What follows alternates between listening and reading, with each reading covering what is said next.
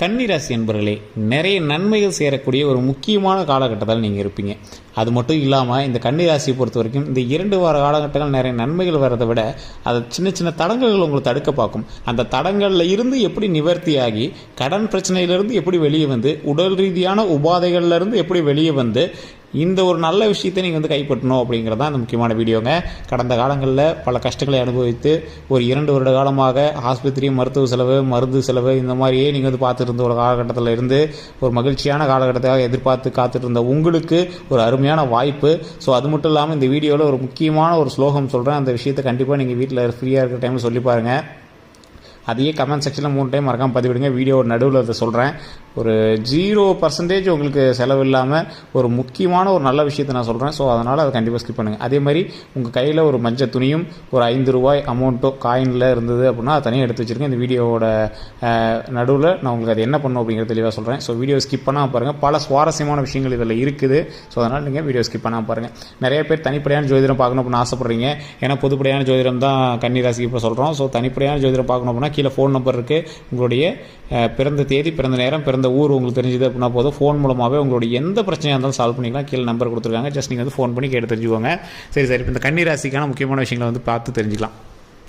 Sir, கன்னிராசியை பொறுத்த வரைக்கும் வாழ்நாள் முழுவதும் மற்றவர்களுக்காகவே உழைத்து நிறைய பேர்கிட்ட ப்ளே பாய் இவங்க வந்து அப்படி இந்த ராசிக்காரர் எப்பயும் மகிழ்ச்சியாக தான் இருக்காங்க, சிரிச்சிட்டே தான் இருக்காங்க அப்படின்னு நிறைய பேரில் நீங்கள் வந்து வாங்கியிருப்பீங்க. ஆனால் உங்களுக்கு மட்டும்தான் தெரியும் நீங்கள் எந்த அளவுக்கு வேதனைகளை அனுபவித்த ஒரு முக்கியமான ராசி அப்படின்னு. பல கஷ்டங்களை அனுபவித்து பல துரோகங்களை சந்தித்து இவங்களும் இப்படி வாழ்ந்துருக்காண்டா எப்படா எவனா இப்படி தாங்கிட்டு இருந்தான் அப்படின்னு கேள்வி வர அளவுக்கு வாழ்ந்து வைத்த ஒரு முக்கியமான ராசி இந்த கன்னிராசி. கன்னிராசி பொறுத்த வரைக்கும் இன்னைக்கு காலகட்டத்தில் ஃபினான்ஷியலாக கொஞ்சம் டவுன் அப்படின்னு தான் சொல்லணும். போன ஒரு 2-3 மாத காலங்கள் ஓரளவு கொஞ்சம் இருந்ததுங்க. பணமோ இல்லை செல்வாக்கோ ஏதோ ஓரளவுக்கு இருந்தது. இந்த மாதம் கொஞ்சம் டவுன் அப்படின்னு தான் சொல்லணும். இருந்தாலும் நீங்கள் போட்டது எல்லாமே முதலீடு தான். உங்களுக்கு எந்த ஒரு ப்ராப்ளமும் கிடையாது. இந்த 2 வார காலங்களில் பல மருத்துவ ரீதியான செலவுகள் நீங்கள் சந்திச்சிருப்பீங்க. ஏன்னா பல கஷ்டங்களை சந்திச்சு வந்திருப்பீங்க. அதில் வந்து நீங்கள் உயிர் தப்பிச்சு வந்ததே பெருசுரா அப்படின்னு நினச்சிருப்பீங்க. கரெக்டாக பாருங்கள், போன வருடத்தில் ஒரு ஜனவரி மாதத்துலேருந்து போன டிசம்பருக்குள்ளே கண்டிப்பாக ஒரு மாதத்தில் ஏதோ ஒரு 3 நாள் வந்து கண்டிப்பாக நீங்கள் ஹாஸ்பிட்டலில் இருந்திருக்கிறதுக்கான காலகட்டங்கள் உங்களுக்கு இருந்திருக்கு. அதே மாதிரி நீங்களும் ஹாஸ்பிட்டலில் இருந்துட்டு மருத்துவ செலவுகள் பண்ணிட்டு தான் வந்திருப்பீங்க. உங்களுக்காக பண்ணல அப்படின்னாலும் உங்களோட ஃபேமிலிக்காக யாருக்காவது பண்ணியிருப்பீங்க. அதற்காக நீங்கள் தூக்கம் கெட்டு நிறையாவே மருந்துகள் மாத்திரைகள் தினம் மாத்திரை சாப்பிட்றது, இன்ஜெக்ஷன் போடுறது, அந்த மாதிரி நிறைய கஷ்டங்கள் வந்து நீங்கள் கண்டிப்பாக அனுபவிச்சிருப்பீங்க. அது வந்து அந்த காலகட்டத்தில் உங்களுடைய ப்ராப்ளத்தை அதை சால்வ் பண்ணி கொடுத்துருக்கு அப்படி தான் சொல்லணும். அதாவது உயிர் சம்மந்தப்பட்ட பிரச்சனையை நீக்கி உடல் சம்மந்தப்பட்ட பிரச்சனையை அதை மாற்றி அதை கடவுள் ஏதோ நீங்கள் வணங்கிய உங்களோட குலதெய்வமோ இல்லை நீங்கள் வணங்கிய இஷ்ட தெய்வங்களோ வந்து உங்களை காப்பாற்றி விட்ருங்க அப்படின்னு தான் சொல்லணும். ஸோ இந்த காலகட்டத்தில் நீங்கள் அந்த பிரச்சனையிலேருந்து வெளியே வந்துட்டீங்க. இதுக்கு மேலே உயிர் தப்பிச்சு உடல் தப்பிச்சது எந்த ஒரு பிரச்சனையும் கிடையாது. நீண்ட ஆயுளோட உடல் ஆரோக்கியத்தோடு நம்ம இருக்க போகிறோம். ஸோ அதுதான் இதில் ஒரு முக்கியமான ஒரு விஷயம். சரி சார், இதெல்லாம் ஓகே. ஃபினான்ஷியலாக வந்து கொஞ்சம் இதாக இருக்குது சார், இறுக்கமாக இருக்குது, என்ன பண்ணுறதுனே தெரியல அப்படிங்கிறவங்களுக்கு தான் இந்த வீடியோ.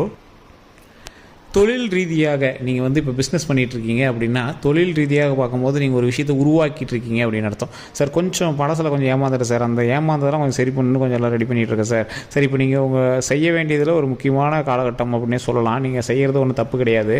அதீத முதலீடு போடுறத கொஞ்சம் பார்த்து பண்ணணும். அதிகமாக செலவு பண்ணி அதை இதுன்னு பண்ணுறதை கொஞ்சம் பார்த்து பண்ணிங்க அப்படின்னா போதுமானது.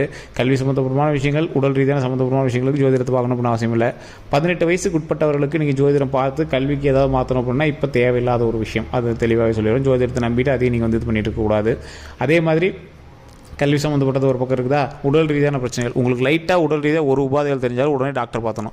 ஜோதிடத்தில் நல்லா இருக்குன்னு சொல்லிட்டாங்க சார், அதனால் நம்ம வந்து அதை பார்க்கல அப்படிங்கிறது ஒரு முட்டாள்தனமான விஷயம். ஸோ உடல் ரீதியான விஷயங்களுக்கும் நீங்கள் வந்து ஜாதகத்தை நம்பிட்டு உட்காந்துருக்கக்கூடாதுங்க. சரி சார், இது எல்லாமே ஓகே. நீங்கள் எந்த விஷயத்தில் ஜாக்கிரதையாக இருக்கணும்? முக்கியமான 3 விஷயம். டாக்குமெண்ட் ரீதியான விஷயங்கள். நீங்கள் ஏதாவது ஒரு லேண்ட் லீஸ் எடுக்கிறீங்க, ஏதாவது ஒரு லேண்ட் வாங்குறீங்க, இல்லை அட்வான்ஸ் போட்டிருக்கீங்க, நிறைய பண விஷயங்கள்லாம் செலவு பண்ணுறீங்க அப்படின்னா அந்த இடத்துல டாக்குமெண்ட் கிளியராக இருக்கணும்.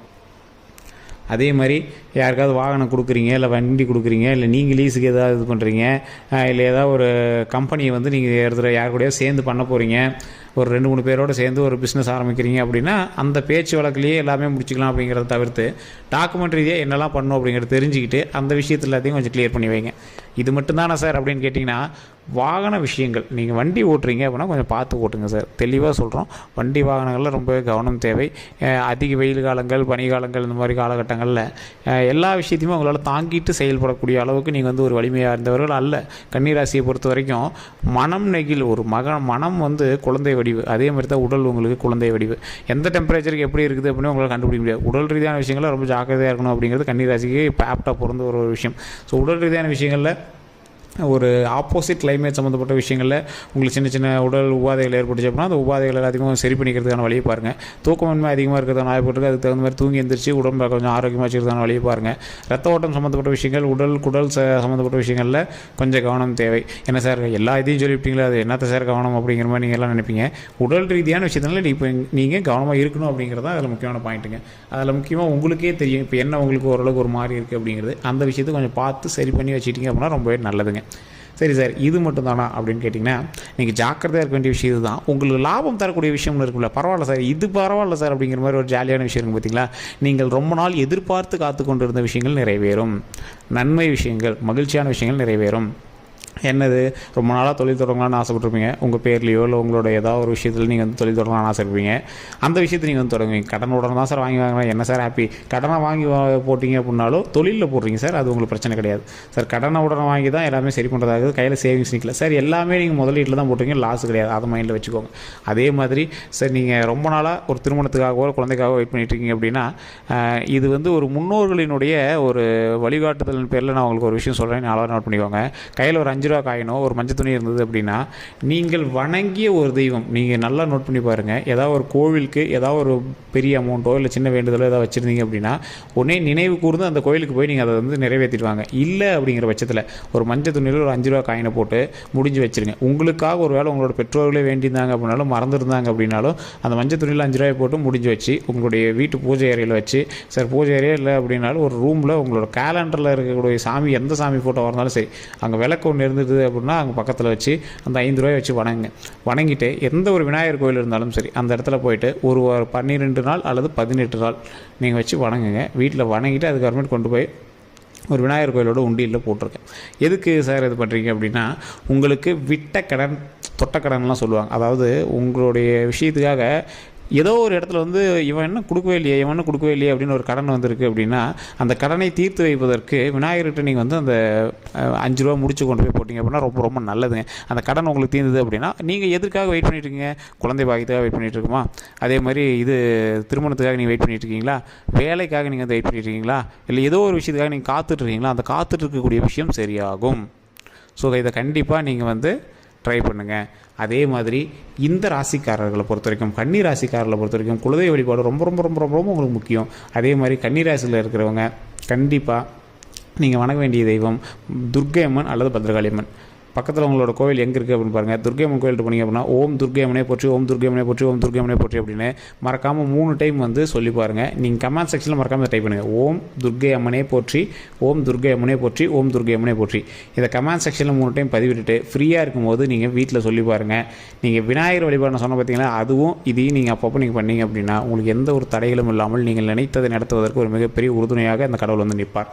அதே மாதிரி முடிஞ்சால் உங்களால் சார் என்னால் ஒரு 100 ரூபா 200 ரூபாய்க்கு ஒருத்தருக்கு சாப்பாடு வாங்கி கொடுக்க முடியும் அப்படின்னா நீங்கள் சேர்த்து வச்ச அமௌண்ட் உங்களுடைய பணம் இருந்தது அப்படின்னா ஒரு 10 ரூபா 20 ரூபாய்க்கு தயிர் பாக்கெட் வாங்கி கொஞ்சோண்டு ஒரு சாப்பாடு குக்கரில் வச்சு நீங்களே தயிர் சாதம் வந்து ரெடி பண்ணி பக்கத்தில் இருக்கக்கூடிய கோவிலில் ஏதோ ஒரு கோவில்லையோ இல்லை இல்லாதவங்களுக்கோ குறிப்பிட்ட சாப்பாடு ஓரளவுக்கு ஒரு கப்பலையோ போட்டு கொஞ்சம் கொஞ்சம் அப்படியே கொஞ்சம் கொஞ்சம் கொடுத்து அவங்க சாப்பிட்றத நீங்கள் பார்த்துட்டு வாங்க. மிகப்பெரிய நன்மை உண்டாகுங்க. உங்களுக்கு தெரியாத ஒரு விஷயம் அதில் இருக்குது. ஸோ ஒரு உணவு தானம் பண்ணி ஒரு நன்மை பெறுவதை விட மிகப்பெரிய விஷயம் எதுவுமே கிடையாது. அந்தளவுக்கு வந்து அது நன்மை இருக்குது. ஸோ உங்களோட பண்டிகையில் பெருசாக போடணும், அன்னதானம் போடணும் அப்படிங்கிறலாம் இல்லைங்க. 3 பேர் 4 பேர் சாப்பிட்டாலும் போதும். ஒரு கப்பில் ஒரு சின்ன ஒரு கேரியர் மாதிரி ஒரு பெரிய ஒரு டீப்பனி மாதிரி இதில் நீங்கள் சாப்பாடு செஞ்சு அதில் தயிர் சாதத்தை போட்டு பிசைஞ்சு அங்கே இருக்கிறவங்களுக்கு நீங்கள் கொடுத்தீங்க அப்படின்னாவே ரொம்ப ரொம்ப ரொம்ப ரொம்ப புண்ணியம் கிடைக்கும். அதை கண்டிப்பாக ட்ரை பண்ணி பாருங்கள். இந்த 3 விஷயங்கள் அதான் சொன்ன பார்த்தீங்கன்னா அந்த 5 ரூபா காயினை உங்களுடைய வேண்டுதல் எதுவாக இருந்தாலும் அதை இதோட சரி பண்ணி கொடுத்தணும்னு சொல்லி அந்த 5 ரூபா காயினை கொண்டு போய் அந்த 5 ரூபா காயின் ப்ளஸ் அந்த மஞ்சள் துணியை கொண்டு போய் விநாயகர் கோயிலில் நீங்கள் வந்து பூஜை பண்ணணும். அதே மாதிரி நீங்கள் வந்து முன்னாடியே சொல்ல வேண்டிய விஷயம் அந்த துர்க்கை அம்மனுக்கு வந்து நான் சொன்ன விஷயங்களை கண்டிப்பாக சொல்லி பாருங்கள். ஓம் துர்க்கை அம்மனே போற்றி, ஓம் துர்க்கை அம்மனே போற்றி, ஓம் துர்க்கை அம்மனே போற்றி அப்படின்னு மறக்காம 1 டைம் சொல்லி பாருங்கள்.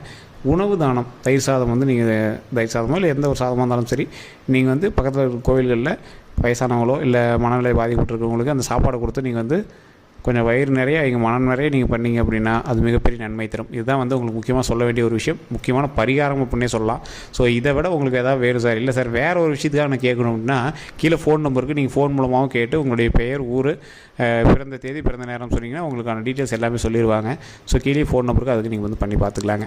அதே மாதிரி வேறு எந்த கருத்துக்கள் இருந்தாலும் மறக்காமல் கமெண்ட் செக்ஷனில் பதிவிடுங்க. இந்த வீடியோ பிடிச்சிருந்தது அப்படின்னா லைக் பண்ணிட்டு உங்களுடைய நண்பர்களுக்கு பகிர்ந்துட்டு, நீங்கள் ஃபேஸ்புக்கில் பார்க்குறீங்க அப்படின்னா ஃபாலோ பண்ணிக்கோங்க, யூடியூப்பில் பார்க்குறீங்க அப்படின்னா சப்ஸ்கிரைப் பண்ணிட்டு பக்கத்தில் பெல் பண்ண மறக்காமல் ப்ரெஸ் பண்ணிக்கோங்க. எல்லோருக்கும் நன்றி நண்பர்களே.